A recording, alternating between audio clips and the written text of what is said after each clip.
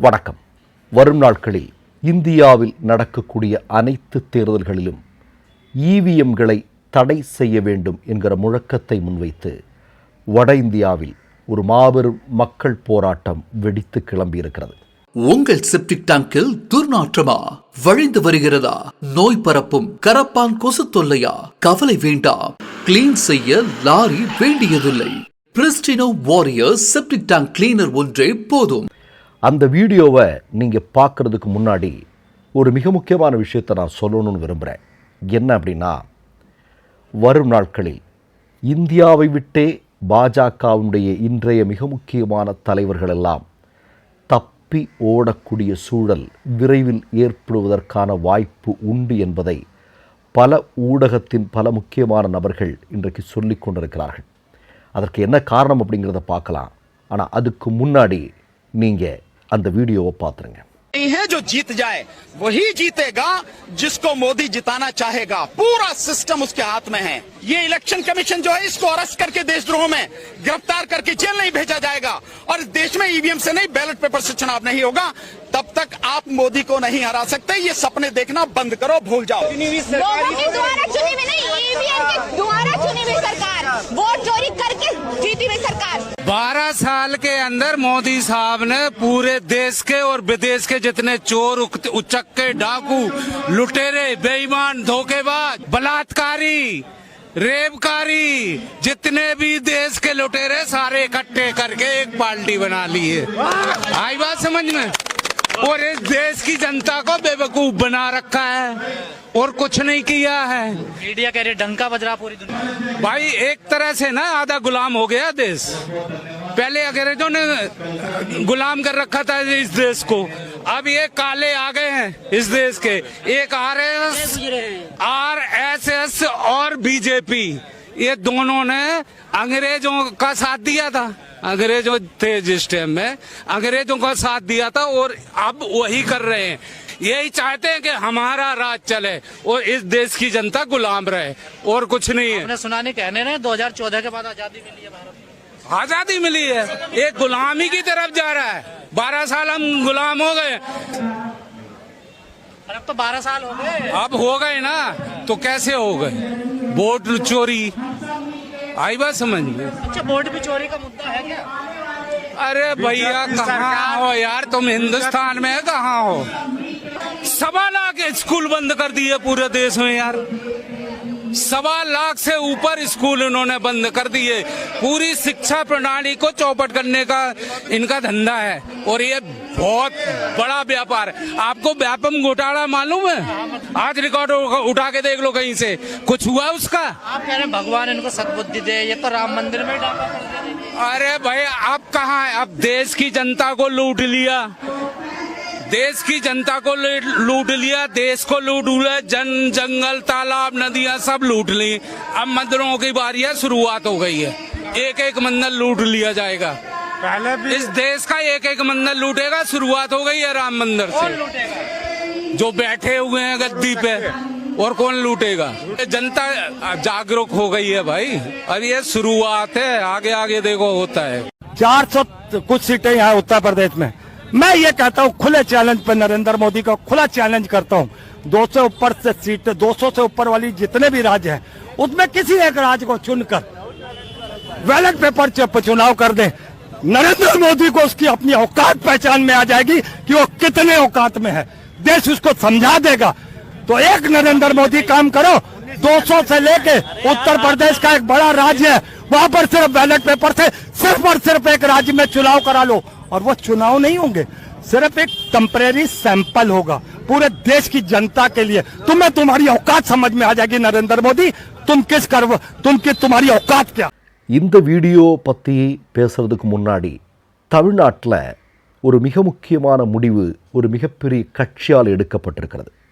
அது என்ன அப்படின்னா, வாக்கு எந்திரத்திற்கு பதிலாக வாக்குச்சீட்டு முறையில் தேர்தல் நடத்திட வேண்டும் என்பதை வலியுறுத்தி ஒரு தீர்மானம் எடுக்கப்பட்டிருக்கிறது.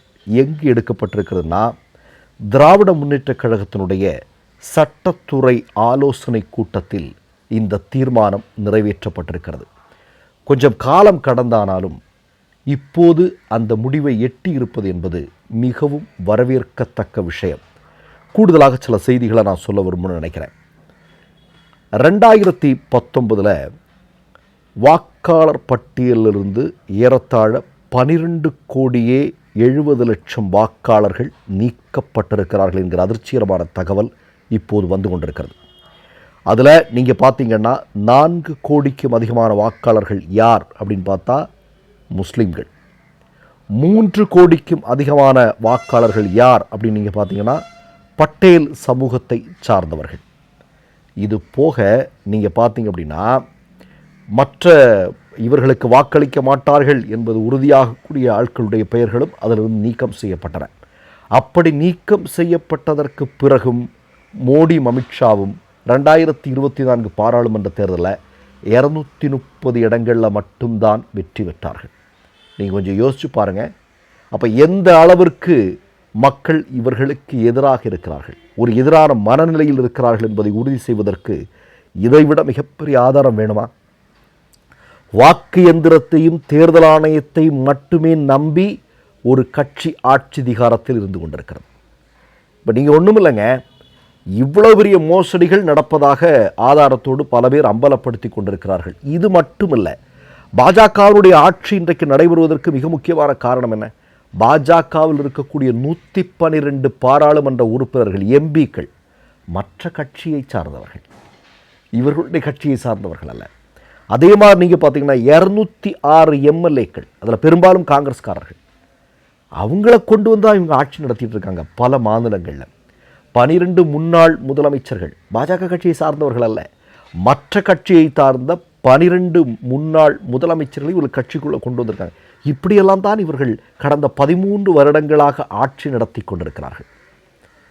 திராவிட முன்னேற்றக் கழகம் இப்படி ஒரு தீர்மானத்தை அவர்கள் வந்திருப்பதற்கான காரணம் என்ன? கொளத்தூரில் அவர்களுக்கு அப்பட்டமாக அவர்களே வெளிப்படுத்தி இருக்கிறார்கள். எங்களுக்கு மிகப்பெரிய சந்தேகம் இருக்கிறது, மு.க. ஸ்டாலின் அவர்களுடைய பெயர் இல்லை. என்னங்க இது சாதாரணமான விஷயமா? இது அவர்கள் முன்வைத்திருக்கக்கூடிய குற்றச்சாட்டுகள் எல்லாம் சாதாரணமானவைகளா? இதையெல்லாம் ஜஸ்ட் ஹியூமன் எரர் அப்படின்னு சொல்லி தேர்தல் ஆணையம் தப்பிக்க முயற்சி செய்கிறது. ஆனால் இன்றைக்கு திராவிட முன்னேற்றக் கழகத்தினுடைய அந்த சட்டத்துறை ஆலோசனை கூட்டத்தில் இந்த வாக்கு இயந்திரத்திற்கு பதிலாக வாக்குச்சீட்டிற்கு திரும்ப வேண்டும் என்கிற தீர்மானம் இருக்கிறது அல்லவா? அது ரொம்ப ஒரு முக்கியமான விஷயமாக இன்றைக்கு மக்கள் பார்க்கிறார்கள். ஏனென்றால் தமிழ்நாட்டில் நடந்து முடிந்திருக்கக்கூடிய சட்டமன்ற தேர்தலே சந்தேக நிழலில் இருக்கிறது. தாவேக்காவினுடைய வெற்றி சந்தேக நிழலில் இருக்கிறது. மு.க. ஸ்டாலின் அவர்களுடைய தோல்வி சந்தேக நிழலில் இருக்கிறது. இன்றைக்கு வட இந்தியாவில் மிகப்பெரிய போராட்டம் வெடிக்கிறது பல இடங்களில். அதே மாதிரி நீங்கள் பார்த்தீங்கன்னா சுப்ரீம் கோர்ட்டில் வேலை செய்யக்கூடிய வழக்கறிஞர்களே இதற்கு எதிராக ஒரு போராட்டத்தை கடந்த காலங்களில் நடத்தியிருக்கிறார்கள். ஒட்டுமொத்தமாக வாக்கு இயந்திரம் ஒழியக்கூடிய அதே நாளில் பாஜக RSS கும்பலுக்கும் மக்கள் முடிவு கட்டுவார்கள் அப்படிங்கிறதா உண்மை. மற்றொரு நிகழ்வில் சந்திப்போம். நன்றி, வணக்கம். 3 யூடியூப் சேனல்கள் வியாபாரத்திற்கு இருக்கிறது. தேவைப்படுபவர்கள் இந்த எண்ணுக்கு தொடர்பு கொள்ளுங்கள். மை நேம் இஸ் ரெட் சேனலை சப்ஸ்கிரைப் பண்ணிக்கோங்க. அதுக்கப்புறமா பக்கத்தில் இருக்கிற ஜாயின் பட்டனை கிளிக் பண்ணீங்கன்னா ஒரு நியூ பேஜ் ஒன்று ஓப்பன் ஆகும். அதுலேயும் ஜாயின் பட்டனே கிளிக் பண்ணிக்கோங்க. அதில் பார்த்தீங்கன்னா credit R debit card options இருக்கு. இதில் உங்களுக்கு விசா, மாஸ்டர் கார்டு, ரிப்பே அப்படின்னு 3 ஆப்ஷன்ஸ் கொடுத்துருக்காங்க.